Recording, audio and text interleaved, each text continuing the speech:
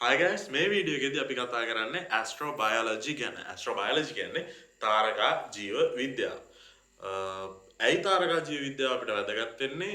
ඒ වගේම තාරකා ජීව විද්‍යාව ගැන අපි හොයන්නේ ඇයි? මොකද්ද තාරකා ජීව විද්‍යාව කියන්නේ? මෙන්න මේ දේවල් ගැන සහ තවත් ගොඩක් දේවල් ගැන මේ වීඩියෝ එකේ කතා කරනවා. ඉතින් ඔයගොල්ලන්ට මේක ඉන්ට්‍රස්ට් නම් සහ ඔයගොල්ලෝ මේ ගැන දැනගන්න ඕන නම් මේ වීඩියෝ එක බලන්න. හිතන්න අපිට ප්‍රශ්නයක් තියෙනවා පෘථුවියේ ජීවය මුලින්ම ඇති වුණේ කොහොමද? දැනට ජීවි විශේෂ විශාල ප්‍රමාණයක් ඉන්නවා. හැබැයි මුල්ම ජීවිය ඇති වුණේ කොහොමද? අභ්‍යවකාශයේ ඉඳන් විශ්වයේ ඉඳන් පෘථුවියට ජීවය ආවද? නැත්නම් පෘථුවිය තුලම මොකක් හරි ක්‍රියාවලියක් වෙලා ජීවය හටගත්තද? මෙන්න මේක ගැන ප්‍රශ්නයක් අපිට තියෙනවා. කොටින්ම කියනවා නම් මෙතන big question එක තමයි අපි ආවේ කොහෙන්ද කියන එක.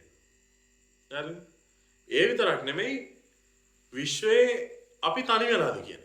ඒ කියන්නේ පෘථුවියෙන් පරිබාහිරව තවත් ජීවීන් ඉන්නවාද කියන එක. හරිද? ඒ විතරක් නෙමෙයි විශ්වයේ අනාගත ජීවය කොහොම වෙයිද? මෙන්න මේ වගේ ප්‍රශ්න වලට big questions වලට උත්තර හොයන විෂයක් තමයි තාරකා ජීව විද්‍යාව කියලා කියන්නේ. එතකොට තාරකා ජීව විද්‍යාව කියලා අපිට හඳුන්වන එකට නිර්වචනයක් දෙන්න පුළුවන්. තාරකා ජීව විද්‍යාව යනු පෘථුවියේ පරිබාහිර ජීවය පිළිබඳව අධ්‍යයනය කිරීම සහ ජීවයේ පරිණාමය, ජීවයේ ආරම්භය, ජීවයේ පැතිරීම ගැන ඉගෙන ගන්න විෂයක් කියලා. එතකොට පෘථුවියේ පරිබාහිර ජීවයක් ගැන ඉගෙන ගන්නවා සහ පෘථුවියට ජීවය ආවේ කොහොමද කියලා මේක ඉගෙන ගන්නවා. හරිද? හරි. එතකොට මේකෙන් ඉගෙනගෙන අපිට ලැබෙන වාසි මොනවද? මේක ඉගෙන ගත්තා කියලා. ප්‍රධාන වශයෙන් මෙතනදී දැන් ඕනම පරීක්ෂණයකදී අපේ ටෙක්නොලොජි එක දියුණු වෙනවා. දැන් හොඳ උදාහරණය තමයි Apollo 11 මිෂන් එකේදී අපිට ආපු ටෙක්නොලොජිස් මාර තොගයක් තියෙනවා. අන්න ඒ වගේ දැන් අලුත් වෛද්‍ය ක්‍රම. හරිද?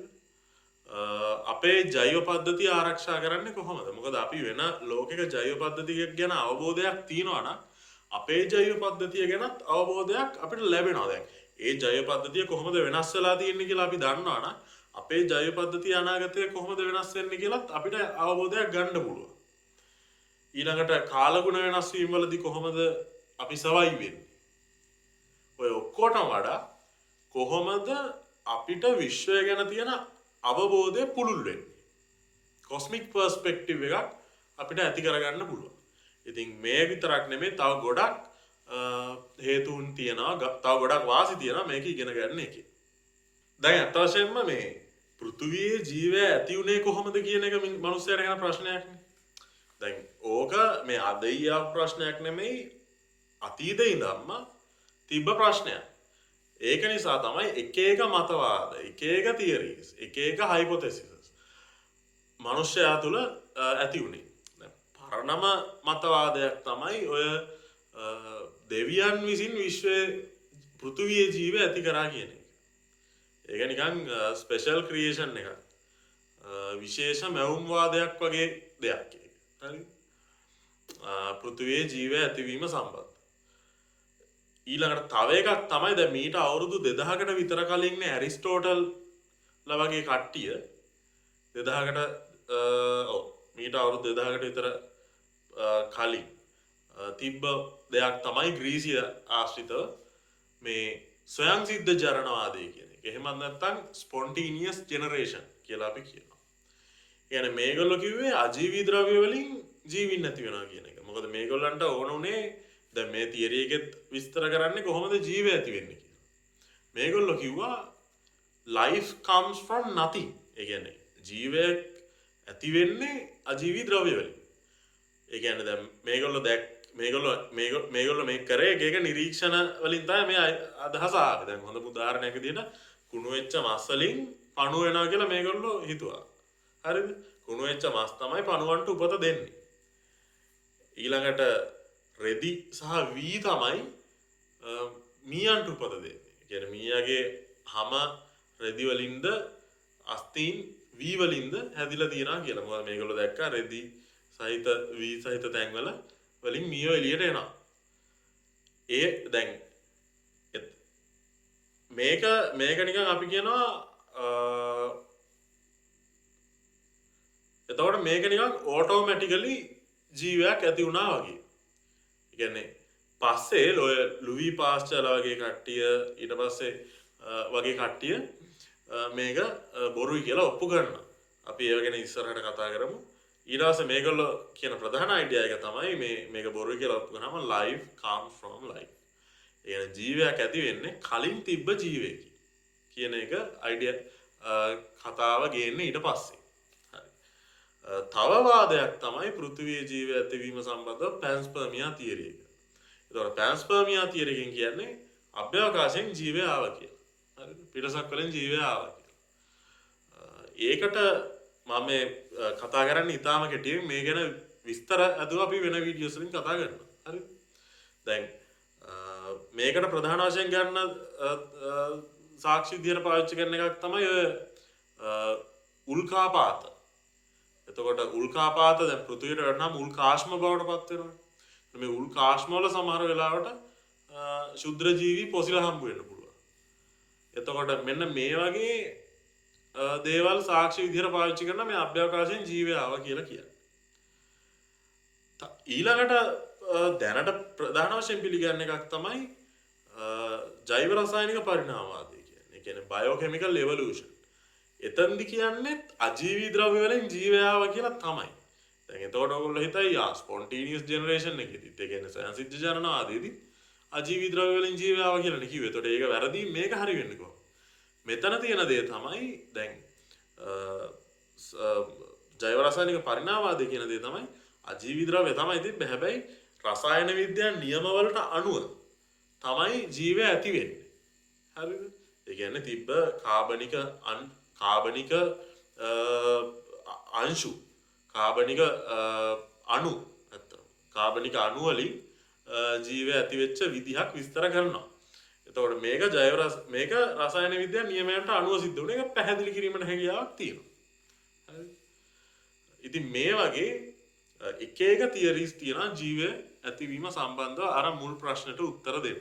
ඊළඟට මේ තරකා ජීව විද්‍යාවේදී ජීවය කියන්නේ මොකක්ද කියන එකට නිර්වචනයක්ද අවශ්‍ය වෙනවා. දැන් අපි බලන්න බෑ ජීවය කියන්නේ මොකක්ද කියලා.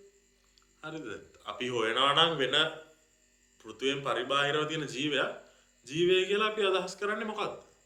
මොකද සමහර වෙලාවට අපිට දේවල් හම්බ වෙන්න පුළුවන් හිතා ගන්නවත් බැරි මේක ජීවයක්ද නැද්ද කියලා. හරිද? එතකොට දැන් අපි තාර්කා ජීව විද්‍යාවේදී අපි ගන්න ජීවයට දෙන නිර්වචනය තමයි අපිට ඕනම දෙයක් නිර්වචනයක් තියනවා නන්නේ ඒක මෙහෙම දෙයක් කියලා කියන්න පුළුවන්. තාරකා ජීව විද්‍යාවේදී අපි දෙන නිර්වචනය තමයි self sustaining chemical system එකක්. එහෙමත් නැත්නම් ස්වයං වැඩ කරන රසායනික පද්ධතියක් වෙන්න ඕනේ. ඒ වගේම ඩාවින්ගේ පරිණාමවාදයට අනුව වැඩ කරන්න ඕනේ. අන්න එහෙම මම මොකද්ද මේ කියලා විස්තර කරනවා. දැන් අන්න එහෙමනම් ඒක ජීවයක් කියලා අපි සලකනවා. දැන් මොකද්ද අපි බලමු මේ වචනවල තේරුම. දැන් self sustaining කියලා එකක් තියෙනවා. ඒ කියන්නේ ඒ දේ self sustaining වෙන්න ඕනේ. ඒ කියන්නේ ශක්තිය පිටින් අරගෙන එයාම වැඩ ටික කරගන්න ඕන. එයාම වර්ධනය වෙන්න ඕනේ. එයාම ඒ ශක්තිය භාවිත කරලා වර්ගය බෝ කිරීම සිද්ධ කරන්න ඕන. ඒක තමයි self sustaining කියලා කියන්නේ. chemical system එකක් කියන්නේ එයා කාබන් රසායනික පද්ධතියක් වෙන්න ඕනේ. දැන් ගොඩක් ජීවය දැන් පෘථිවියේ ජීවයට අපි කියනවා කාබන් බේස්ඩ් ලයිෆ් එකක්. ඒ කියන්නේ ගොඩක්ම තියෙන්නේ කාබන් බේස්ඩ් වෙලා තමයි පෘථිවියේ ජීවය හැදිලා තියෙන්නේ. දැන් සමහර තාරකා ජීව විද්‍යාඥයෝ කියන දෙයක් තමයි කාබන් බේස්ඩ් විතරක් නෙමෙයි කාබන් වලට සමාන ගුණ තියෙන ආසන්න වශයෙන් සමාන ගුණ තියෙන ජීවයට අදාළව සිලිකන් බේස්ඩ් ලයිෆ් එකකුත් වෙන ග්‍රහ ලෝකයක තියෙන්න පුළුවන් කියන්නේ. ඒ වගේම දැන් කෙමිකල් සිස්ටම් එකක් විදිහට දැන් DNA, proteins මේ වගේ දේවල් මේවත් කෙමිකල්ස් නේ. එතකොට මේවා තියෙන සිස්ටම් එකක් වෙන්න ඕනේ. ඒ විතරක් නෙමෙයි ඩාවින්ගේ පරිණාමය පිළිගන්න ඕනේ පරිණාමවාද. ඒ කියන්නේ රීප්‍රොඩක්ෂන් ප්‍රජනනය කරන්න ඕනේ. ඒ විතරක් නෙමෙයි ඒ ප්‍රජනනය කරන ජීවීන් ප්‍රජනිතයන් කියන්නේ ප්‍රජනනයට ලක් වුණ ජීවීන් කාලයත් එක්ක වෙනස් වීම වෙන්න ඕන පරිණාමය වෙන්න ඕන. ඒ වෙනස් වීම වෙලා උනාට පස්සේ natural selection එක කියලා අපි කියනවා. ඒ කියන්නේ ස්වභාවික වර්ණයක් කියලාත් කියනවා. ඒ කියන්නේ ඒ පරිසරයට අණුව හැඩගැහෙන්න බැරි ජීවීන් නැති වෙලා යන්න ඕන. හැඩගැහෙන්න පුළුවන් ජීවීන් ඉතුරු වෙන්න ඕන. ඒගොල්ලන්ගෙන් නැවත රීප්‍රොඩක්ෂන් එක. එහෙම නැත්නම් ප්‍රජනනය සිද්ධ වෙන්න ඕන. ආයි වෙරාය වෙන්න ඕන. natural selection එක. ඒ කියන්නේ ඉන්න පරිසරයට උචිතව ඉන්න බැරි ජීවීන් විනාශ වෙලා යන්න ඕනේ. එහෙම වෙලා අර ස්ට්‍රෝං ජීවීන් ටික ඉතුරු වෙන්න ඕනේ. හරිද? ඉතින් මේක තමයි ඩාවින්ගේ පරිණාමයේ මූලිකව කියන්නේ. මූලික අදහස අපිට ගන්න පුළුවන්. එතකොට self sustaining වෙන්න ඕනේ. ඒ වගේම රසායනික පද්ධතිය chemical system එකක් වෙන්න ඕනේ. ඒ වගේම ඩාවින්ගේ evolution එක පිළිගන්න ඕනේ. පරිණාමවාදය පිළිගන්න ඕනේ. එතකොට මෙන්න මේ ලක්ෂණ තියෙන ජීවයක් මෙන්න මේ ලක්ෂණ තියෙන දෙයක් තාරකා ජීවිතයේදී සාමාන්‍යයෙන් ජීවයක් ලෙස සැලකනවා. දැන් සමහර දේවල් තියෙනවා අපිට සාමාන්‍ය ජීවිතේදී මේක ජීවයක් නෙමෙයිද කියලා හඳුනගන්න බැරි. මම කිව්වා සමහරලාට අපිට තාරකා ජීවිතයේදී අපි වෙනත් ලෝකවල ජීවීන් ගැන අධ්‍යයනය කරද්දී අපිට හිතා ගන්නවත් බැරි වෙන්න පුළුවන් මේක ජීවයක්ද නැද්ද කියලා. ඉතින් වෙනත් ලෝකවල විතරක් නෙමෙයි පෘථුවියේද දැන් අපි වෛරස් වගේ දෙයක් ගමුකෝ. දැන් වෛරස් වගේ දේවල් මේ නිර්වචනයට අනුව ටිකක් උබතෝකෝටික විදිහට තමයි තියෙන්නේ. උදාහරණයක් විදිහට දැන් අපි මේ නිර්වචනයම ගමුකෝ self sustaining. ඒ කියන්නේ තමන් විසින්ම වැඩ කරගන්න ඕන. හැබැයි වෛරස් වල තියෙන වෙනස තමයි self sustaining නැහැ. එයා තනියම වැඩ කරන්න බෑ. එයාට ප්‍රජනනය කාර්ය කරන්න බෑ වෙන ජීවියෙක්ගේ සෛලයක් නැතුව. එයා ඒ සෛලෙත් දේවල් පාවිච්චි කරලා තමයි කරන්නේ. මේ ප්‍රජනනය කරන වර්ගයා බෝ කරන්නේ. එතකොට self sustaining නෑ. හැබැයි ඒක chemical system එක. chemicals වලින් ඇදිච්ච system එක. ඒ වගේම ඒක පරිණාමයක් වෙනවා. evolve වෙනවා. අධික වේගෙන් පරිණාමය වෙනවා. ඔයගොල්ලෝ දන්නවා COVID-19 වගේ අපිට ආපු වෛරස් එවුවද කොච්චර වේගෙන් ඒකේ variations ආවද කියලා. හරිද? එතකොට දැන් මෙතනදී මේක නිකන් තියෙන්නේ living සහ ඒ කියන්නේ ජීවත් වෙනවා ඒ වගේම ජීවත් වෙන්නේ නැති දෙයක්. ඒ කියන්නේ ජීවයක් ජීවේ නොවන දෙයක් කියන අතරමැදි අවස්ථාවක තමයි මේක තියෙන්නේ කියලා අපිට ගන්න පුළුවන්. එතකොට ඒක තමයි අර මම කිව්වේ අතර ප්‍රධාන වශයෙන් අපිට මේක හොයන්න බෑ. සමහර දේවල් ජීවයක්ද ජීවයක් නැද්ද කියලා. අපි මූලික වෛරස් කියන්නේ ජීවයක් නැහැ කියලා දැනට කියමු. ඊළඟට අනිත් දේ තමයි දැන් තාරකා ජීවවිද්‍යාවේදී අපි කියනවා මේ පෘථිවියෙන් පරිබාහිර ජීවය හොයනවා කියලා. ඒ කියන්නේ පිටසක්වල ජීවයක් අපි හොයනවා කියලා. එතකොට ප්‍රධාන වශයෙන්. එතකොට කට්ටිය ගොඩක් අයට අයිඩියා එක එන්නේ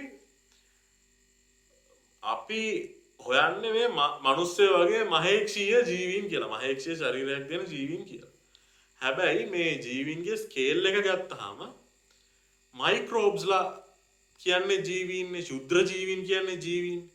එතකොට අපි වෙන ග්‍රහලෝකයක ශුද්‍ර ජීවයක් හම්බුණත් ඒකත් ඇස්ට්‍රෝබයොලොජි වල ලයිෆ් එකක් තමයි. ඒකත් අපේ ස්කේල් එකේ ලයිෆ් අපි හොයන ස්කේල් එකක තියෙන පොඩි ස්කේල් එකක් තියෙන ලයිෆ් එකක් තමයි. එතකොට තනි සෛලයක් තියෙන ජීවියෙක් වෙන්න පුළුවන්. මල්ටි සෙලියුලර් ලයිෆ් එකක් වෙන්න පුළුවන්. ඒ කියන්නේ සෛල ගොඩක් තියෙන ජීවියෙක් වෙන්න පුළුවන්. එතකොට දැන් උදාහරණයක් විදිහට ගහක් ගත්තොත් මල්ටි සෙලියුලර්. මිනිහෙක් ගත්තොත් මල්ටි සෙලියුලර්. ඒ වගේම ඉන්ටෙලිජන්ට් ලයිෆ් එකක් වෙන්නත් පුළුවන්. ඉන්ටෙලිජන්ට් ඒ කියන්නේ බුද්ධිමත් ජීවය. අපි බුද්ධිමත් කියන එකේ තේරුම දන්නේ නැහැ නේද? අපි අපිටම කියා ගන්නවා අපි බුද්ධිමත් ජීවීන් කියලා. බට් අපිට හරිම නිර්වචනයක් ගන්න බෑ මොකද්ද බුද්ධිමත් කියන්නේ කියලා. දැන් බුද්ධිමත් ජීවී විදිහට අපිට ගන්න පුළුවන් අභ්‍යවකාශ තාක්ෂණය පාවිච්චි කරන රේඩියෝ සිග්නල්ස් පාවිච්චි කරන ජීවි. එතකොට අපේ විශ්වයේ අඩුවෙන්ම තියෙන්න පුළුවන් කියලා සලකන්න පුළුවන් බුද්ධිමත් ජීවි. ඊට වඩා ටිකක් වැඩියෙන් සලකන්න පුළුවන් මහේක්ෂීය ජීවි. අර කියන්නේ මහේක්ෂීය කියන වචනේ වැරදි. එතනට අර සෛල ගොඩක් තියෙන මල්ටි සෙලියුලර් ලයිෆ් එක. ඊට පස්සේ ඊට වඩා වැඩි සම්භාවිතාවක් තියෙන්න පුළුවන් ජීවත් වෙන්න ශුද්‍ර ජීවීන් මයික්‍රෝබ්ස්. හරි.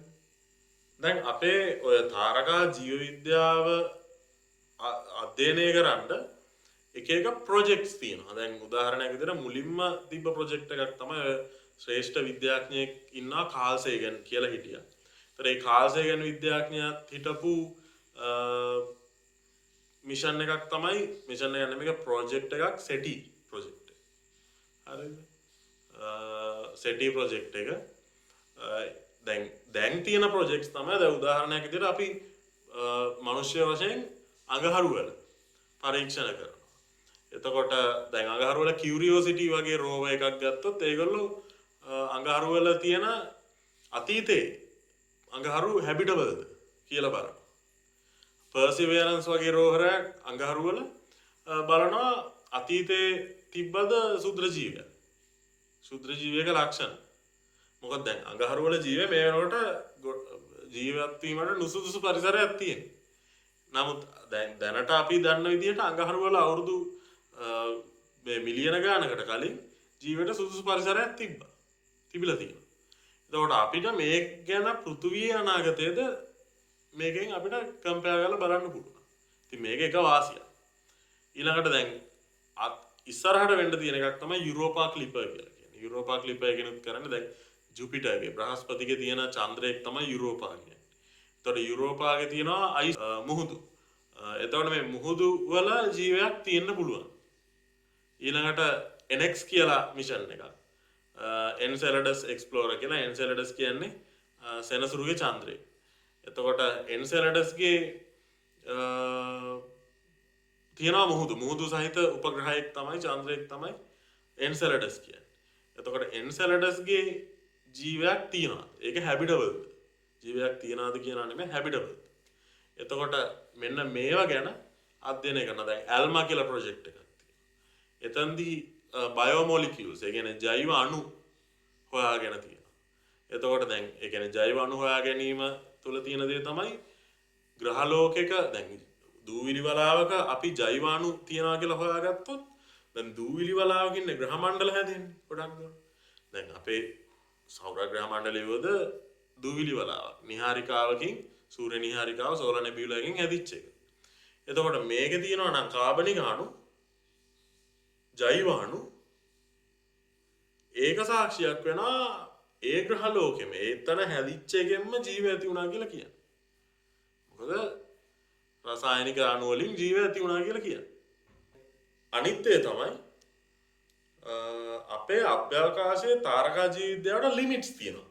මොකද අපේ තාක්ෂණයට ලිමිට්ස් තියෙනවා. උදාහරණයක් විදිහට අපිට ළඟම තියෙන තරුව පෘථිවියට ළඟම තියෙන තරුව සූර්යයා. හැබැයි අපේ සෞර ග්‍රහ මණ්ඩලයේ ළඟම තියෙන තරුව තමයි ප්‍රොක්සිමා සෙන්චුරි. ප්‍රොක්සිමා සෙන්චුරි තරුවට යන්න නම් ඒක තියෙන ආලෝක වර්ෂ 4.24ක් දුරින්. එන ආලෝකයේ වේගෙන් අපි එතනට ගියත් අවුරුදු 4ක් යනවා. ආසන්න 4.24ක් යනවා. නමුත් අපිට ආලෝකයේ ප්‍රවේගයෙන් යන්න බැහැනේ. එතකොට දැන් ආලෝක වර්ෂ 4.24ක් කියන සාමාන්‍ය කිලෝමීටර් වලින් ගත්තොත් ට්‍රිලියන 40ක් වගේ. එතකොට මේක යන්න මාර කාලයක් යනවා. හිතා ගන්න බැරි කාලයක්. ඒතර මේක අපේ ලිමිට් එක. එක්ස්ප්ලෝරේෂන් එක. ඊළඟට ඒ විතරක් නෙමෙයි අපේ ඩිටෙක්ෂන්ස්. දැන් උදාහරණයක් විදිහට අපිට තවත් ග්‍රහලෝක නිරීක්ෂණය කරන්න පුළුවන්. දැනටත් එක්සෝප්ලැනට්ස් එහෙම නැත්නම් පෘථිවියෙන් සෞර ග්‍රහ මණ්ඩලයෙන් පරිබාහිර ග්‍රහලෝක 6000කට ආසන්න ප්‍රමාණයක් ඊටත් වැඩියෙන් හොයාගෙන තියෙනවා. එතකොට දැන් මේ ඩිටෙක්ෂන් එක කරන්න අපේ තාක්ෂණය මදි. හරිද? ඒ කියන්නේ මීට වඩා තාක්ෂණය ඉම්ප්‍රූව් වුණොත් එහෙම මීට වඩා ලේසියෙන් ඩිටෙක්ට් කරගන්න පුළුවන්. දැනට ෆේන්ට් දැන් අපි ඩිරෙක්ට් ඉමේජ් එකක් ගත්තත් ඩිටෙක්ෂන් වල තව එක මෙතඩ්ස් තියෙනවා. අපි ඉස්සරහට කතා කරමු. ෆේන්ට් විදිහට තමයි ගොඩක් දුරට මේක වෙන්නේ.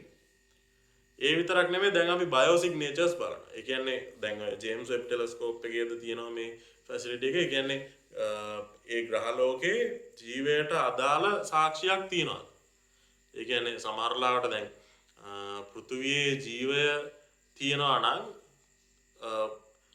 දැන් හිතන්න ඔක්සිජන් හයිඩ්‍රජන් දැන් හිතන්න ඒ ග්‍රහලෝකේ ශාක තියෙනවා නම් ඒ ශාක වලින් පිට කරන වායුවක් තියෙනවා කියලා. එතකොට අපි ඒක පෘථිවියේ තියෙන දුරේක්ෂයක් මගින් පෘථිවියෙන් යවපු දුරේක්ෂයක් මගින් අපි ඒ වායුව තියනවා කියලා හොයාගන්නවා. ඒක අපි කරන්නේ වර්ණාවලි භාවිත කරලා. එතකොට එහෙම කරනකොට අපිට දැනගන්න උපකල්පනය කරනවා මෙහෙම දෙයක් මේ ග්‍රහලෝකයේ ඇති කියලා. හැබැයි ඒ අපිට තියෙන හැකියාව වීක්. ඒක නිසා මිස්ලීඩ් වෙන්න පුළුවන් අපිට ගන්න පුළුවන් අදහස්. ඒ වගේම මේ එක්ස්ප්ලොරේෂන්ස් හරිම එක්ස්පෙන්සිව්. ඉතින් මේවා කරන රජයන්ට සිද්ධ වෙනවා විශාල මුදලක් මේ සඳහා වැය කරන්න. ඉතින් මේවා මේකට තියෙන බාධාවන් විදියට අපිට සලකන්න පුළුවන්. මම ඉස්සෙල්ලා කියපු දෙයක් තමයි අර අපි දැනට සෞර ග්‍රහ මණ්ඩලයෙන් පරිබාහිර ග්‍රහලෝක 6000කට වඩා ඩිටෙක්ට් කරලා තියෙනවා කියලා. එතකොට දැන් මේ ඩිටෙක්ෂන් එක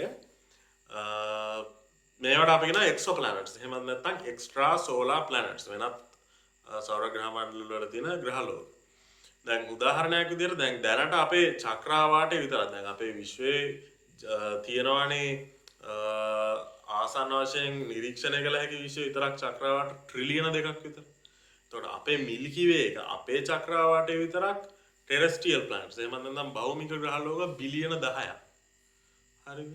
විතර හොයාගෙන තියෙනවා. ඒ විතරක් නෙමෙයි හැබිටබල් ප්ලැනට්ස්. ඒ කියන්නේ ජීවයට සුදුසු ග්‍රහලෝක හොයාගෙන තියෙනවා නෙමෙයි. ඇත්තටම ඉස්සෙල්ලා වැරද්දක් කියන්නේ හොයාගෙන තියෙනවා නෙමෙයි ගණනය කරලා තියෙනවා. කැල්කියුලේෂන්ස්. ඒ විතරක් නෙමෙයි හැබිටබල් ප්ලැනට්ස් ගණනය කරලා තියෙනවා මිලියන 300ක් විතර තියෙනවා කියලා. එතකොට මේ වගේ අවස්ථාවකදී අපිට කැල්කියුලේෂන්ස් වදගත් වෙන අවබෝධයක් ගන්න.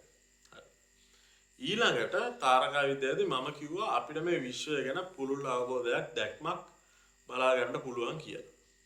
ඉතින් මේ දැක්ම උදාහරණයක් විදිහට අපි මෙහෙම ගමු. දැන් හිතන්න අපි තාරකා විද්‍යාවේදී යවනවා තාරකා ජීව විද්‍යාවේදී පෘථුවියෙන් එළියට සංඥා. එතකොට අපි බලාපොරොත්තු වෙන්නේ මේ සංඥාවක් බුද්ධිමත් ජීවයක් ග්‍රහණය කරගෙන අපිට රිප්ලයි එකක් දෙයි කියලා. ඒකට හොඳ උදාහරණ තමයි අරසිබෝ මැසේජ් එක. අරසිබෝ මැසේජ් එකේදී අපේ DNA වල ස්වභාවය මේ දේවල් එහෙම පණිවිඩයක් විදිහට දැම්මා. හැබැයි මේක අපි යවන්නේ රේඩියෝ සිග්නල්ස් වලින්. දැන් එහෙම කරලා අපි කියනවා අපිට මැසේජ් එකක් නැහැ. සෝ ජීවයක් නැති වෙන්න පුළුවන් කියලා.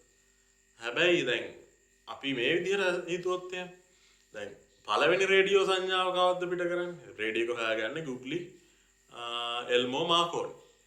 එතකොට 1895. ඒ කියන්නේ මීට අවුරුදු 125කට කලින් තමයි පළවෙනි රේඩියෝ සංඥාවත් එවලා තියෙන්නේ. රේඩියෝ තරංගයක් කියන්නේ ආලෝකයේ ප්‍රවේගය. එතකොට අපේ පෘථුවියෙන් ඔය පළවෙනි රේඩියෝ සංඥාව පිට වුණා කියන්නේ. ඒත් ගිහිල්ලා තියෙන්නේ ආලෝක වර්ෂ 125යි. එතකොට දැන් පෘථිවි අපේ ශීරපතේ විතරක් ආලෝක වර්ෂ ලක්ෂයක්. ඒතර 125ක් අපේ රේඩියෝ බබල් එක ගිහිල්ලා තියෙන 125යි. මුළු ශීරපතේම ආලෝක වර්ෂ ලක්ෂයක් වෙනවා. එතකොට තේරෙනවා අපි කොච්චර අඩු දුරක්ද මේ යවලා තියෙන්නේ. ඒ විතරක් නෙමෙයි දැන් 125ක් දුරින් තියෙන ග්‍රහලෝකයක් න 'ඒක ඒගොල්ලෝ ඩිටෙක්ට් කරගෙන ආයි රේඩියෝ සංඥා වලින්ම නම් අපිට පණිවිඩ දෙන්න තව 125ක් යනවා පෘථිවියට. හරි. එතකොට අපි කියනවා නම් මෙච්චර පැහැදිලි කිරීමක් තියද්දී විශ්වයේ ජීවය නැහැ කියලා. ඒක හරියට ගොඩක් තාරකා ජීව විද්‍යාඥයෝ කියන්නේ මෙහෙමයි. අපි මුහුදෙන් වතුර ස්කූප් එකක් අරගෙන කියනවා නම් ඒක තල්මාසු නැහැ කියලා. අන්න ඒ වගේ දෙයක් කියලා. එතකොට දැන් විශ්වයේ මේ ජීවය ගැන තියෙන අදහස් වලදී තව ප්‍රධාන අදහසක් තමයි කොපර්නිකස්. නිකලස් කොපර්නිකස් තාරකා විද්‍යාඥයා විසින් ගේන කොපර්නිකන් ප්‍රින්සිපල් එක. මෙතනදී යා කියන දේ තමයි පෘථුවිය මොකද ඒ කාලේ කිව්වා කිසිම අදහසක් තමයි පෘථුවිය විශ්වයේ මැද්ද තියෙනවා කියන එක. නමුත් මෙයා කිව්ව දේ තමයි පෘථුවිය විශ්වයේ මැද්දේ නැහැ. ඒ විතරක් නෙමෙයි පෘථුවියේ විශේෂ නැහැ. තව ග්‍රහලෝක ඕන තරම් තියෙනවා. ඒතර මේකේ බිග් අයිඩියා එක තමයි ඩීප් අයිඩියා එක තමයි පෘථුවියේ ජීවයත් විශේෂ නැහැ කියන එක. ගොඩක් තැන්වල විශ්වයේ ජීවය තියෙන්න පුළුවන් අපිට ටෙක්නොලොජි එක තියෙනවා නම් ඩිටෙක්ට් කරගන්න. කියලා තමයි ඉතින් මේකෙන් අපිට ගම්ම වෙන්නේ. ඊළඟට අපි ගත්තොත් දැන් එතකොට අපිට මේකෙන් පේන දේ තමයි තාරකා ජීව විද්‍යාව කියන්නේ මාර වැදගත් විෂයක්. අපිට විශ්වයේ ගැන අවබෝධයක් ගන්න. හරි. අපි මේ වීඩියෝ එකේදී කතා කරේ තාරකා ජීව විද්‍යාව කියන්නේ මොකක්ද කියන එක. අපි ඉස්සරහට තවත් තාරකා ජීව විද්‍යාව වීඩියෝ එකකින් හම්බ වෙමු.